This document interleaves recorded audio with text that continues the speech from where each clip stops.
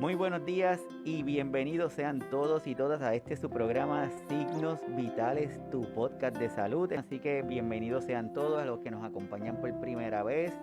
Mi nombre es Iván Rodríguez Colón, soy médico de familia y desde aquí le damos la más cordial de las bienvenidas. Hoy vamos a estar hablando sobre un tema que es sumamente interesante, es importante que se comunique, que se hable, que lo expresemos. Lo vamos a hacer de una manera lo más honesta, lo más sincera, con mucho respeto, porque sabemos que esta es una situación que es otra de las pandemias que nos afectan a nivel mundial, y para ello hoy tenemos un invitado de lujo que va a estar con nosotros disfrutando. Él se llama Pablo Daniel Acero. Doctor, saludo, bienvenido.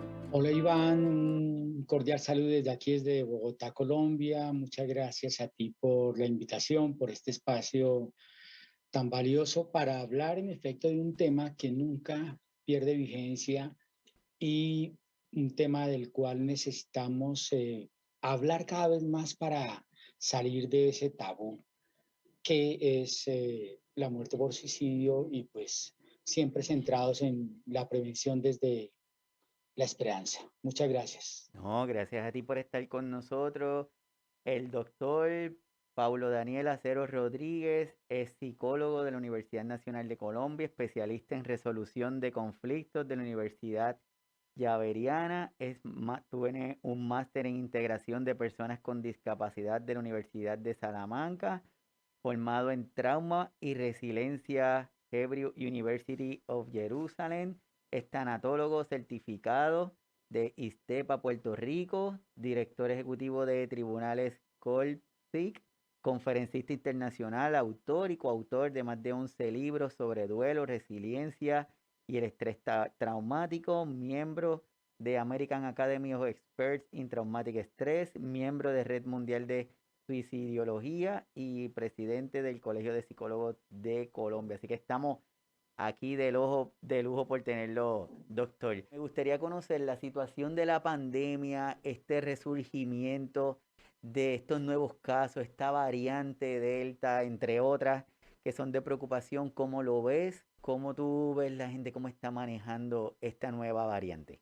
Bueno, pues te cuento que en el caso de Colombia, digamos que estamos, hemos dicho, pasando el tercer pico y estamos en este instante como una situación de meseta baja, pero con una gran preocupación que de hecho la estamos discutiendo en diversos medios y es que diversas personas han empezado a manifestar su resistencia a la vacuna por diversas circunstancias. Nosotros lo estamos discutiendo desde el punto de vista ético, porque pues vacunarse es un llamado a la solidaridad, a cuidar de mí para cuidar del otro. Y pues con estas variantes que van surgiendo, que sobre todo tienen eficacia y de impacto en las personas no vacunadas, pues el llamado es a que entre todos nos cuidemos, pues el llamado es a que entendamos que vacunarse y que acudir a lo que la ciencia nos va demostrando que es útil y que es eficiente, es un acto de responsabilidad y de dignidad de la persona en sí misma, pero también en favor de quienes le rodean. Entonces, pues digamos aquí en Colombia estamos ya incluso pensando en que hacia finales del mes de octubre va a llegar una cuarta ola que simplemente estará instigada por esas nuevas variantes y pues tenemos que seguirnos cuidando. Definitivamente ya está claro que no solo las personas con comorbilidades, que no solo las personas bastante adultas, que a cualquier persona en cualquier edad este virus puede impactarlo de manera a veces impensada y por eso el llamado a la solidaridad para que todos nos cuidemos cada vez más. Así estamos aquí, estamos haciéndole el llamado a las personas que si no están vacunadas por alguna razón, ¿verdad? Respetando las decisiones que cada cual tome, pero entendemos que según las estadísticas que vemos todos los días, las personas que no están vacunadas tienen mayor riesgo de morir. A veces hay algunas información que malinterpretan porque ninguna vacuna evita que nos infectemos. Lo que nos ayuda es a ese COVID severo, tratar de que disminuir la muerte, las hospitalizaciones, entre otras cosas. Así que de verdad que estamos de acuerdo con lo que usted está diciendo. Vamos para el tema que nos lleva hoy. Desde el 2003, la Asociación Internacional para la Prevención del Suicidio, en colaboración con la Organización Mundial de la Salud, ha promovido que cada 10 de septiembre, el Día Mundial para la Prevención de Suicidio, con el objetivo de crear conciencia a nivel mundial de que el suicidio se puede prevenir. La Organización Mundial de la Salud enfatiza que el desconocimiento o la desvaloración del problema genera un estigma o un tabú. Aquí compartimos algunos datos. En el mundo se producen sobre 800.000 suicidios diariamente, una muerte cada 40 segundos. Entre los jóvenes de 15 a 29 años, el suicidio es la segunda causa de muerte no natural en el mundo. Un 40.5 de los países no disponen de un plan de salud mental, muy preocupante, y para el 2030 los problemas de salud mental serán la primera causa de discapacidad. Doctor, para hablar de prevención de suicidio debemos conocer lo que es el suicidio. ¿Qué es el suicidio? Pues si nos fuéramos, estimado Iván, a los términos eminentemente técnicos, podríamos decir que el suicidio es todo aquel acto que una persona consciente de los resultados que va a obtener hace buscando poner fin a su propia vida. Obviamente, digamos, después de o detrás de esa definición técnica hay muchos elementos que hemos ido reconociendo con base en la investigación y ya hay muchas investigaciones que nos llevan a pensar que en general las personas que mueren por suicidio no están buscando morir, poner fin a su vida, sino lo que están buscando es poner fin a un sufrimiento que les parece intolerable, que en ese momento les parece insoportable, interminable, y entonces llegan a la conclusión que la mejor manera, la más rápida de poner fin a ese sufrimiento es no existir. Pero siempre entonces estamos hablando de que son actos frente a los cuales una persona con un grado de conciencia busca un fin determinado, que es poner fin a un sufrimiento a través de lesionarse de forma que pueda acabar con su vida. Curioso lo que estás comentando porque siempre existe la idea que las personas que cometen el acto de suicidio se querían matar, se querían morir, pero no necesariamente esa es la razón del suicidio, de consumarlo como tal. Así es, siempre la ideación, o sea, el acto suicida, como se conoce técnicamente, tiene como facetas o fases. La primera faceta del acto suicida tiene que ver con la ideación, con que yo empiezo a tener circunstancias frente a las cuales se me empieza a aparecer los pensamientos de que una de las formas de terminar, fíjese, con esa circunstancia, con ese sufrimiento, podría ser acabar con mi vida, pero en la ideación yo todavía tengo otras posibilidades. Por eso es que decimos que la muerte por suicidio es prevenible. Ujú. Porque si aparece en una circunstancia, si aparece una persona, si aparece una red de apoyo, si aparece alguien que pueda ayudarle a esa persona a disminuir esa sensación de sufrimiento, hasta ahí llegaría y simplemente quedaría en ideación. Hay otras personas que van un poco más allá y después de la ideación hacen un intento suicida y en ese intento tal vez lo hacen irreflexivamente, etcétera, y se llama intento porque no siempre en esos casos las personas terminan falleciendo hasta que el tercer fase de la conducta suicida es el acto suicida, es el acto en el cual la persona termina acabando con su vida. Pero cuando uno ve ese recorrido, uno se da cuenta que ese recorrido está plasmado por desesperanza, uno ve que ese recorrido está plasmado por sufrimiento y frente a la desesperanza y al sufrimiento sí podemos actuar. Por eso es que la intención de nosotros en el día de hoy, tenemos como el título de este conversatorio, Prevención del Suicidio, hablar para dar voz a la vida, porque como lo que dice el doctor, si logramos identificar alguna seña, algunas banderitas que en ocasiones se presentan, pudiéramos prevenir esta finalidad del suicidio. Y comparto algunos datos de aquí de Puerto Rico que dice, según las estadísticas del Departamento de Salud, el promedio de muertes por suicidio en la isla es de 296 por año. De enero a junio del 2021 se reportaron 91 suicidios, lo que representa un aumento de un caso en comparación con lo registrado durante el periodo anterior. Dentro de estas cifras, la mayor cantidad se encontraron en el grupo de jóvenes adultos de 25 a 29 años y entre 35 a 39 años. Y en su inmensa mayoría fueron hombres, 81 hombres y 10 mujeres. Doctor, esas estadísticas se comparan con tu realidad, es diferente. Sí, fíjate que son muy cercanas, obviamente por el tamaño de nuestra población aquí son más crecientes. Las estadísticas más recientes que tenemos de Colombia, del Instituto Nacional de Medicina Legal, señalan que entre enero y julio de este año, aquí en Colombia fallecieron por suicidio 1.489 personas. Estamos hablando de más o menos 7 cada día. Mm.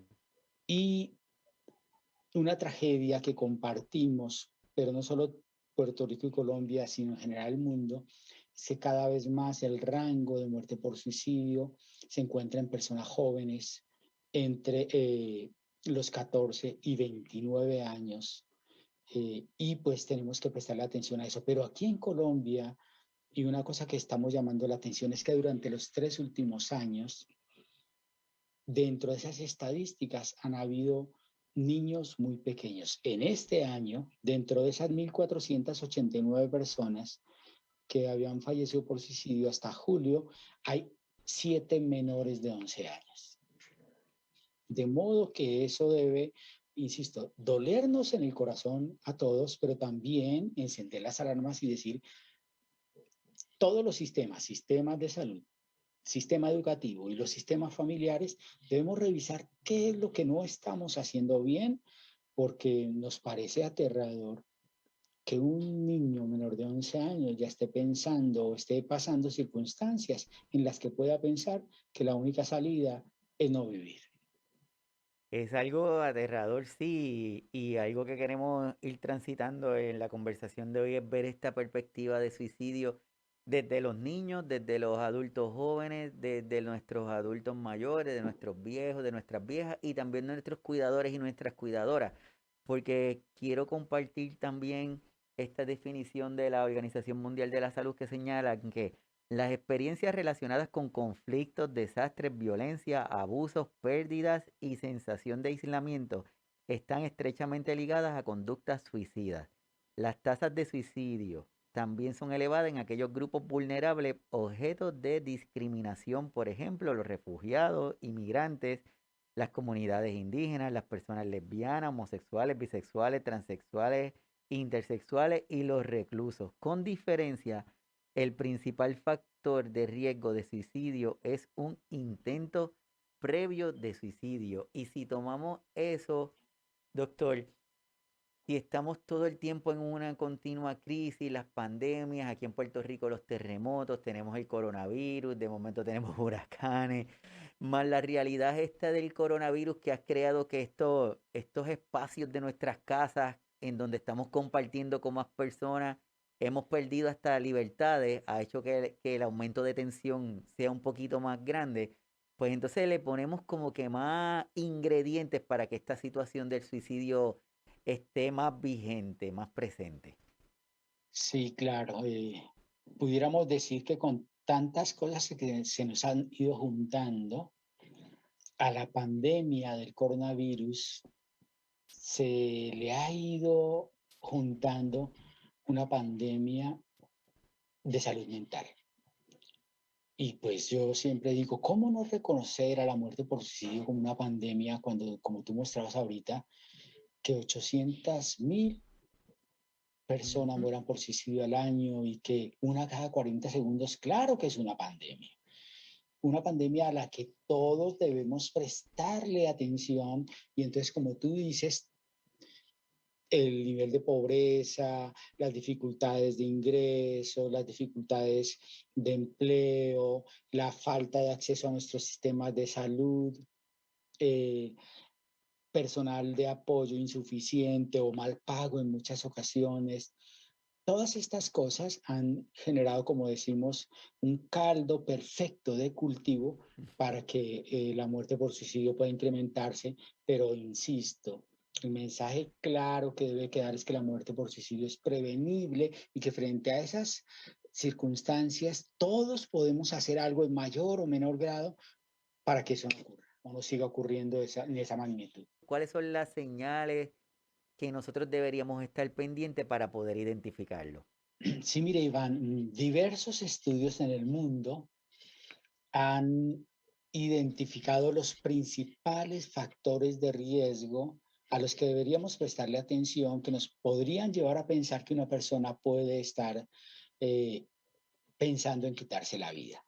Tú señalaste uno de los principales y es haber tenido un intento anterior es un factor de riesgo, pero tendríamos que mirar muchos otros. ¿Cuáles? Por ejemplo, una persona en depresión o con síntomas depresivos, una persona que se aísla, que se encierra, una persona que está viviendo un grado de estrés crónico o una vida supremamente estresante, personas que de alguna manera tengan antecedentes ellos o sus familias de trastornos mentales y de trastornos mentales no adecuadamente tratados o no adecuadamente identificados, personas en las que haya un entorno de disfunción familiar, por ejemplo, de abandono de los padres, personas o familias en las que hay dificultades o poca estabilidad económica. Miren, en Colombia, por ejemplo, tenemos a raíz de la pandemia un 40% de población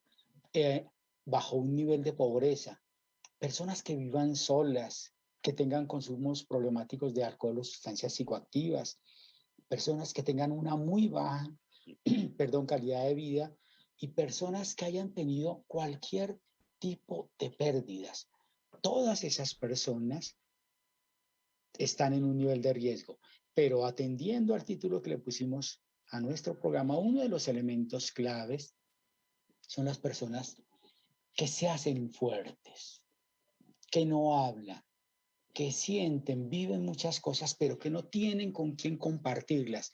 Personas que no han aprendido o no tienen la posibilidad de volver el dolor palabras, son personas en riesgo. Eso lo vemos día a día, si, no, si pensamos en nuestros cuidadores, e incluso nosotros mismos como latinoamericanos, en donde nos dicen que hasta expresar lo que estamos sintiendo no es correcto, porque si tienes ganas de llorar, te dicen, no, sé fuerte, no llores, aguanta. Entonces, eso mismo lo pasamos a nuestros cuidadores al momento de cuidar, que muchas veces se sienten tan agobiados, cansados, pero como quiera nos dicen que están bien. Entonces le preguntan, ¿cómo tú estás? No, estoy bien, no hay, aunque su mensaje nos digan otra cosa. Esta- estas estas señas quiero compartir también. Nosotros acá en Puerto Rico tenemos una línea que está a disposición de las personas que se llama la línea Paz. Por si acaso tienen alguna condición, está accesible, 1-800-981-0023. Y ahí ellos describen también algunas señales. Conozca las señales de peligro, como por ejemplo aquella persona que habla de morir o de matarse, de despedirse sin ninguna razón aparente, hacer preparativos para la muerte, regalar objetos preciados, cambios drásticos en el comportamiento, aislamiento, una tristeza constante, ansiedad extrema, abuso de alcohol y drogas, expresiones verbales de desesperanza, entre otros. Ahí, y esto de la pandemia, Paulo, yo digo que, como tú dijiste, prepara un caldo perfecto para esta situación porque el aislamiento es parte de las instrucciones que nos han dado para cuidarnos de la pandemia. Pues por lo tanto, una persona que se está aislando por alguna otra razón lo podemos interpretar como es parte de esa protección que está haciendo. el uso, el acceso al alcohol, a drogas ha ido disminuyendo. Quizás ahora con la apertura que se está dando de nuevo, pues están volviendo. Pero aparte de eso, ¿qué otra cosita, cómo podemos estar alerta de aquellas personas que son atípicas? Que es la famosa que nos dicen, si él era súper bueno y yo no sé por qué se mató, si ayer estaba haciendo chistes conmigo, ahí hay algo que nosotros podamos identificar. Sí, mira, también, y pues no es para extender la sospecha, pero sí para prestar atención, que aquellas personas que aparentemente tienen una vida resuelta, esa vida que nosotros desearíamos, yo siempre pongo ejemplos que vale la pena recordar porque nos ayudan a entender el problema es, en el mundo hemos tenido grandes tragedias con personas que todos juzgamos maravillosas. Pienso en Robin Williams, pienso en Anthony Bourdain, en Kate Spade. Personas cuyas vidas muchos de nosotros hubiéramos querido vivir, reconocimiento, ingresos laborales, no problemas económicos, y muy queridas por todos, pero terminaron muriendo por suicidio. Mm. ¿Cuál podría ser el factor común? Que detrás de esa faceta que los demás elogian, cómo tú vives la vida de bien, cómo tú le haces frente a tus dificultades, siempre tienes una sonrisa.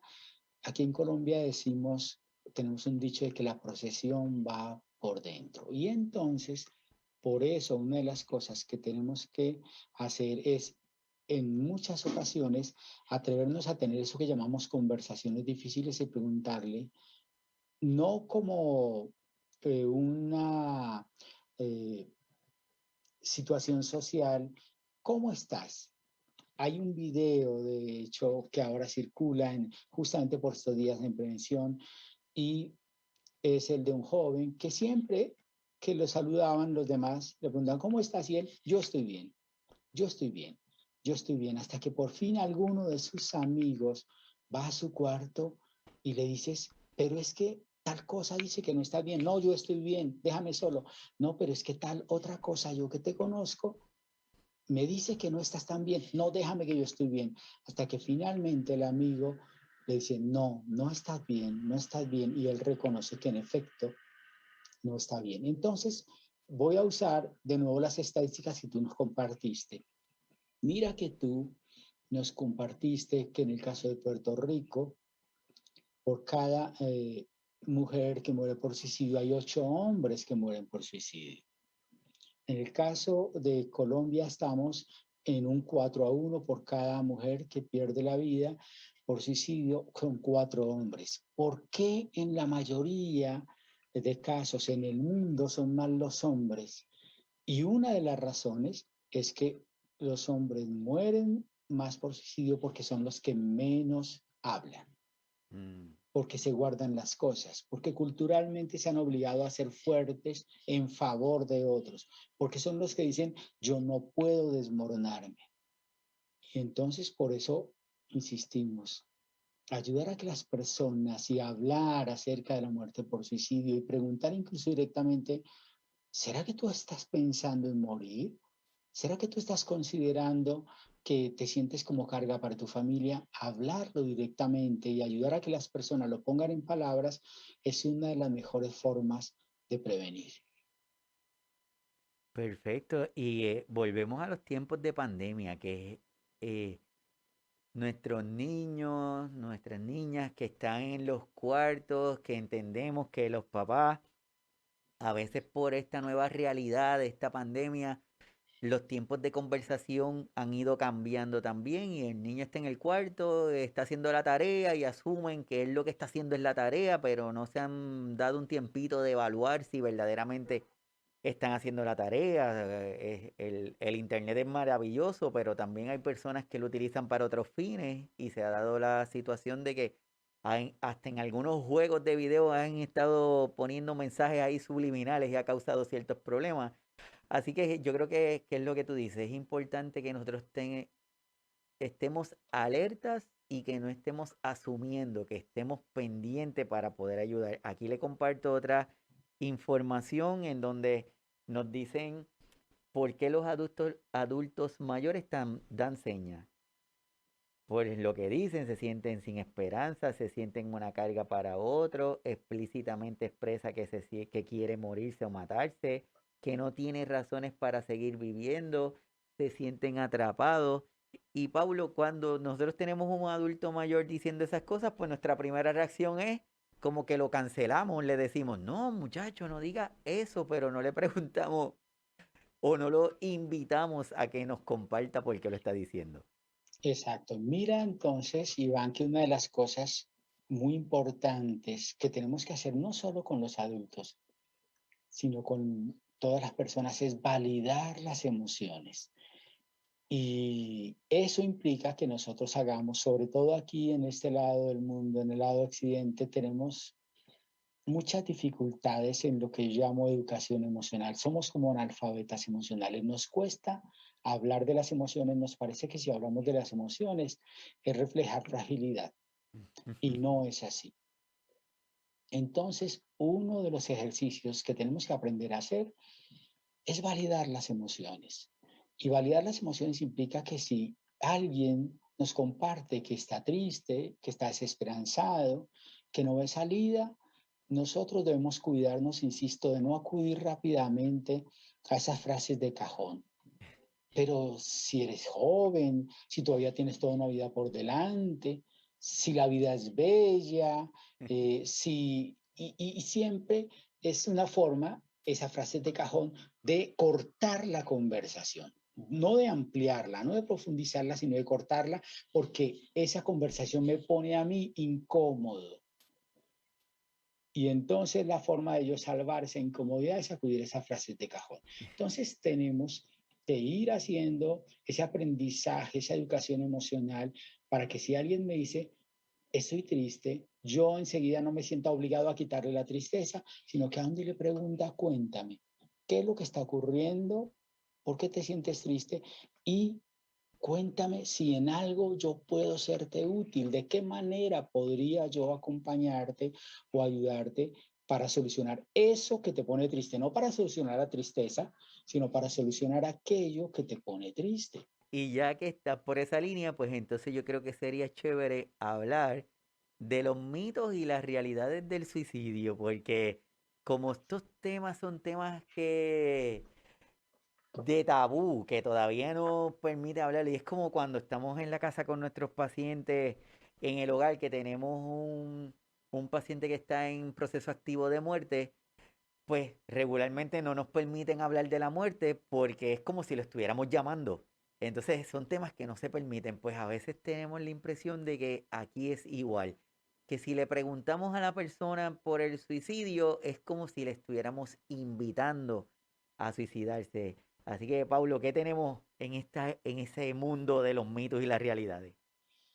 Sí, definitivamente en el campo de la suicidología se han ido identificando cada vez más mitos que hacen que no se le preste la atención debida a este fenómeno. Uno de ellos, por ejemplo, es que la persona que se quiere matar no lo dice, no lo anuncia. Si alguien se quisiera matar, simplemente lo hace, punto. Pues no, el criterio científico es que de cada 10 personas que mueren por suicidio, por lo menos 9 dijeron de diversas maneras, manifestaron de diversas maneras el propósito o lo dejaron de entrever.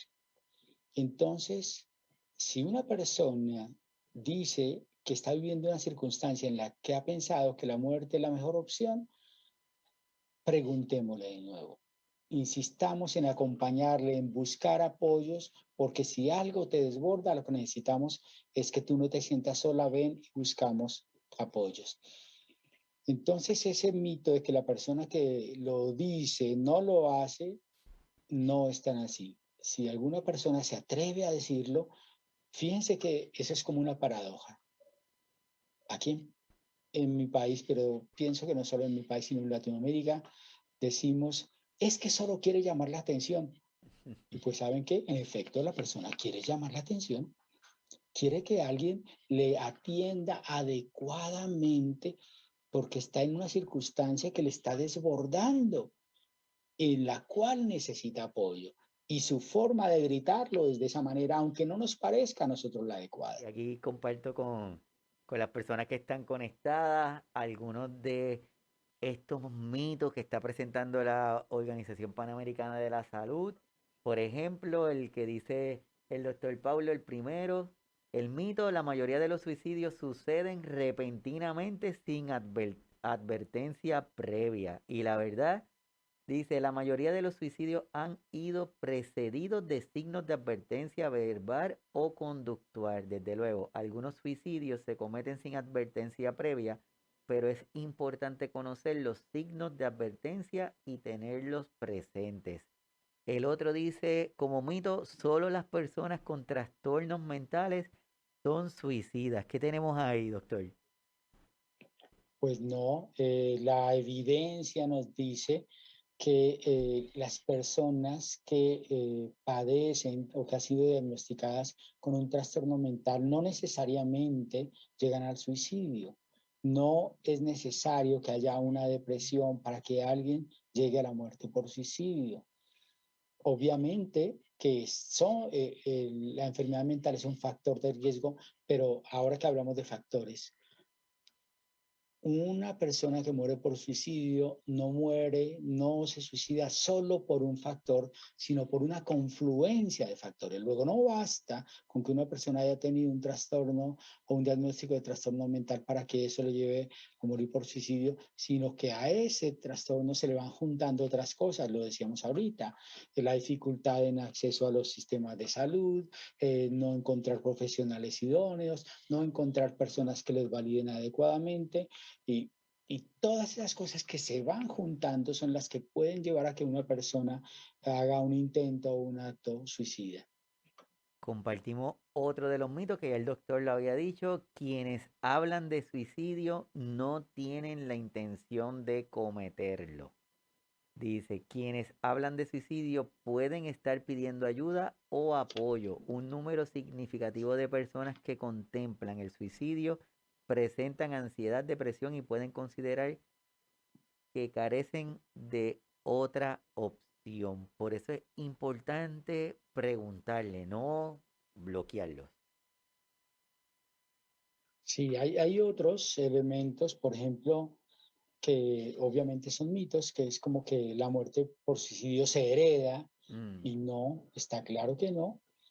Justamente ese trabajo que hacemos de prevención con los sobrevivientes, el trabajo de apoyo en duelo, es un trabajo de prevención porque sí, en efecto, las personas cercanas están en riesgo, pero el suicidio no se hereda. No está demostrado que el suicidio se herede, aunque se pueden encontrar, obviamente, de acuerdo a muchos estudios, que varios miembros de una familia puedan estar teniendo eventos relacionados con ansiedad o con depresión, etcétera, pero no está demostrado. Y pues otro mito bien importante es que solo los psiquiatras o psicólogos pueden prevenir el suicidio. No.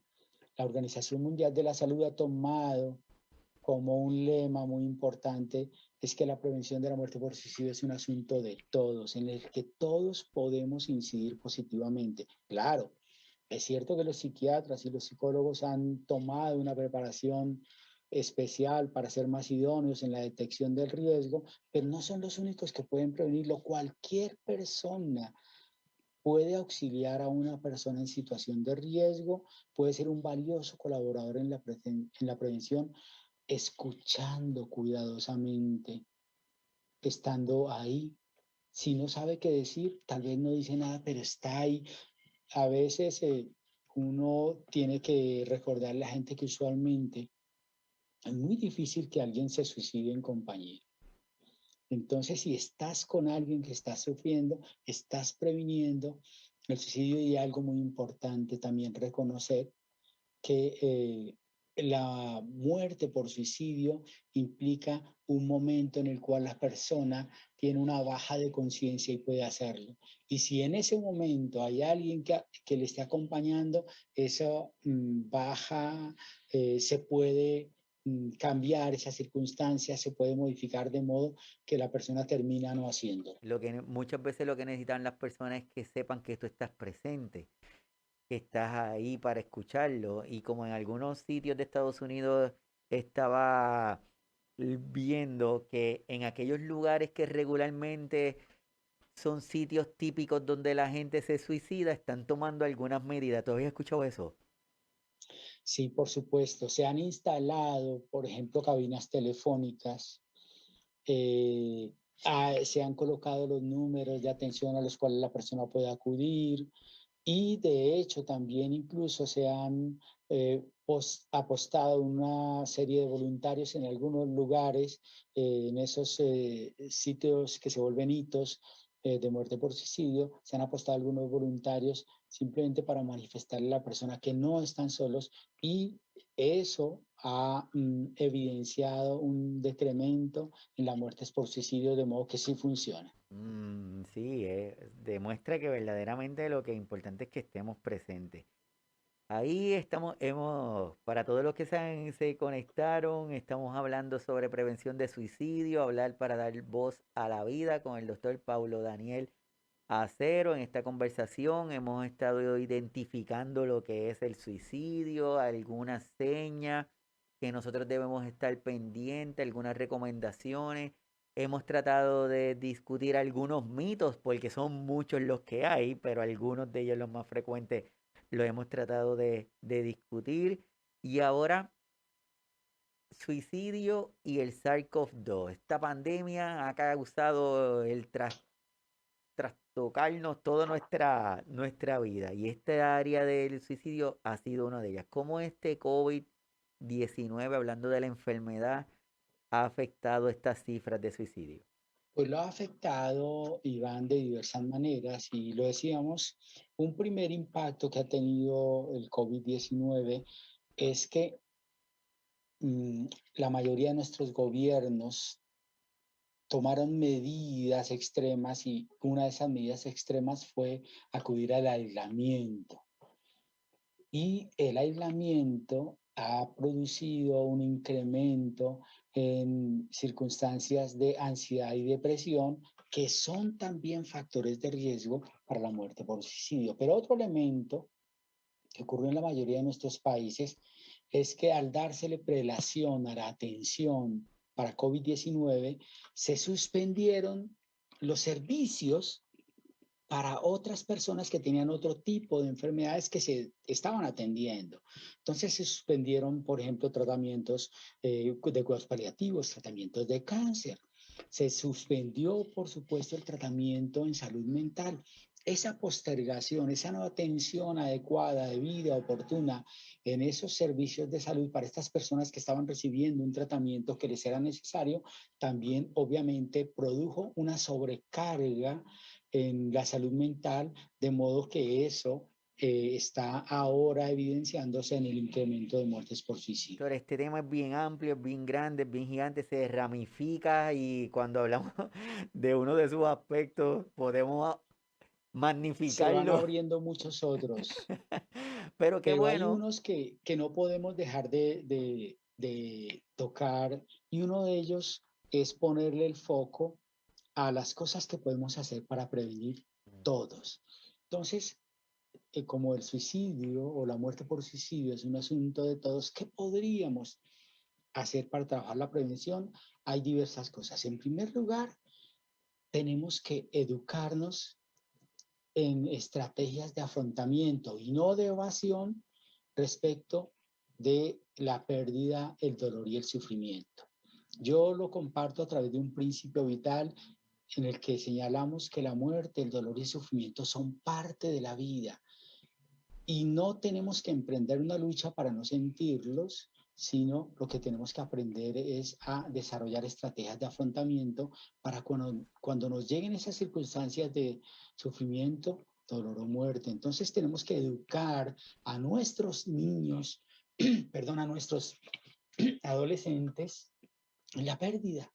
Mire que la mayoría de los que somos padres adultos tratamos y creemos estarlo haciendo bien de proteger, de esconderle a nuestros hijos que vivimos en un mundo difícil y no estamos haciendo un buen favor. Lo que tenemos que hacer es enseñarle a nuestros niños, a nuestros adolescentes, a nuestros jóvenes, que cuando nos llegue una circunstancia a la vida de dolor, de muerte, de sufrimiento, tenemos recursos que podemos desplegar para hacerle frente sanamente a esas circunstancias. Esa es una parte muy importante de la prevención. Eso me parece fabuloso y esa es la intención. Tengamos esa parte de la prevención del suicidio. A modo de un resumen general de lo que hemos estado hablando hoy con el doctor, entendemos que el suicidio es la segunda causa de muerte entre las personas de 15 a 29 años. Más de 80.000 personas se suicidan cada año. Eso significa una muerte cada 40 segundos. La mortalidad por suicidio es superior a la causada por la guerra y los homicidios, que eso es algo importante señalar. Uno de los mitos que dijimos fueron los suicidios suceden repentinamente sin advertencia previa, que quedamos de que no, la mayoría han tenido algún signo o advertencia. Otro mito es que quienes hablan de suicidio no tienen la intención de cometerlo. Ya quedamos de que no. Quienes hablan del tema pueden estar pidiendo ayuda. Otro mito es el suicida ha decidido morir. Sabemos que no. El otro mito, solo las personas con trastornos mentales son suicidas.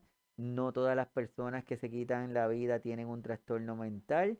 Así que hoy esa es la intención, que nos continuemos educando, que busquemos información, que identifiquemos las posibles causas que está llevando a esa persona a tener estos pensamientos. Doctor, a modo de resumen, porque hoy el día va como que demasiado rápido.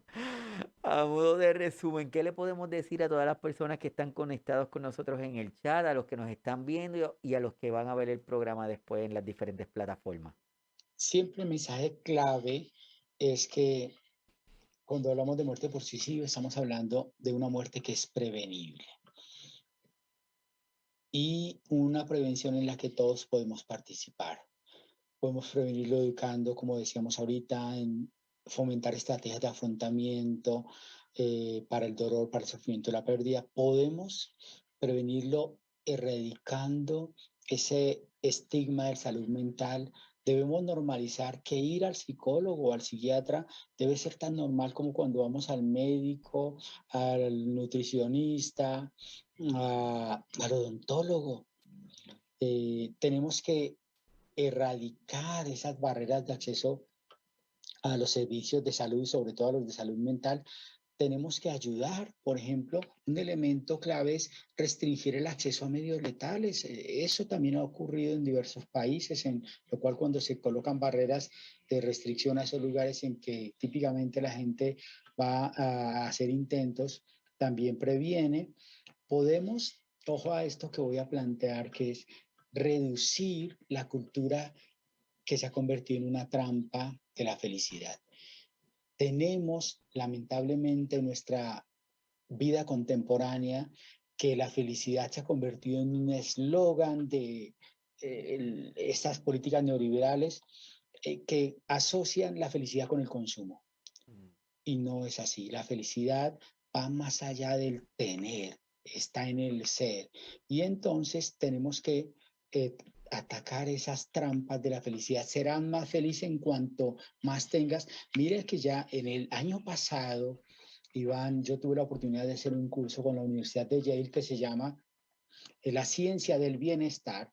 Y a través de diversas investigaciones se demostró que si tú tienes unos ingresos que satisfacen tu vida y tienes más ingresos, esos mayores ingresos no aumentan más tu felicidad. Al contrario, pueden convertirse en elementos estresantes por los cuales tú le quitas bienestar a tu vida. La compañía de las personas es muy importante, entonces fíjense que estamos trabajando en la esencia. Eh, de nuevo, miren que el estatus y los altos cargos no aumentan de felicidad. Entonces, tenemos que poner en discusión esa aparente trampa de la felicidad en que nos hemos metido, en que el tener está por encima del ser. A veces pensamos que mientras más se tenga, mejor. Incluso, Pablo, en estos tiempos de hoy día donde la tecnología ha avanzado tanto, está esta necesidad de la inmediatez que antes uno tenía que esperar, pero ahora yo quiero conocer un dato, solamente le aprieto un botoncito y ya tengo mucha información. Entonces lo traducimos o lo queremos llevar a todos los aspectos de nuestra vida. Y eso pues regularmente no es así. Incluso hasta para las enfermedades. A veces hay personas que tienen alguna alteración de salud y quieren un medicamento que inmediatamente le quite lo que le está pasando, cuando a veces es cuestión de uno manejarse. También quiero presentarle a las demás personas, a los que están conectados, que el doctor Paulo Daniel Acero es creador de varios libros, tiene un libro, el último, La estrategia de la ostra, y me gustaría, Pablo, que si nos puedes comentar algo del libro. Mira, pues va en línea con lo que estaba comentando anteriormente. Eh, Ese título de la estrategia de la ostra lo colocamos porque nos dimos a la tarea de investigar cómo se producen las perlas. Y la historia es que todas las perlas tienen su origen en una circunstancia de sufrimiento de la ostra. La ostra, a través de esa piel tan sensible, se ve impactada por un grano de arena, por un objeto que ingresa en su cuerpo y que causa un enorme dolor y un sufrimiento. Pero ¿qué es lo que hace la ostra?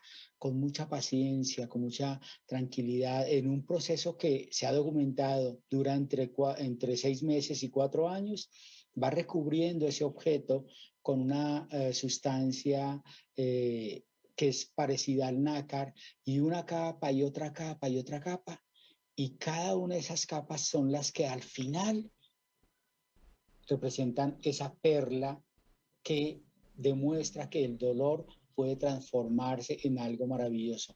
Y acaban de pasar los Juegos Paralímpicos, en los cuales yo creo que muchos de nosotros nos vimos retados viendo personas que afrontaron diversas circunstancias, quedaron en diversas condiciones de incapacidad por accidentes o de nacimiento, etcétera, y con paciencia vieron que la vida tenía sentido a pesar de.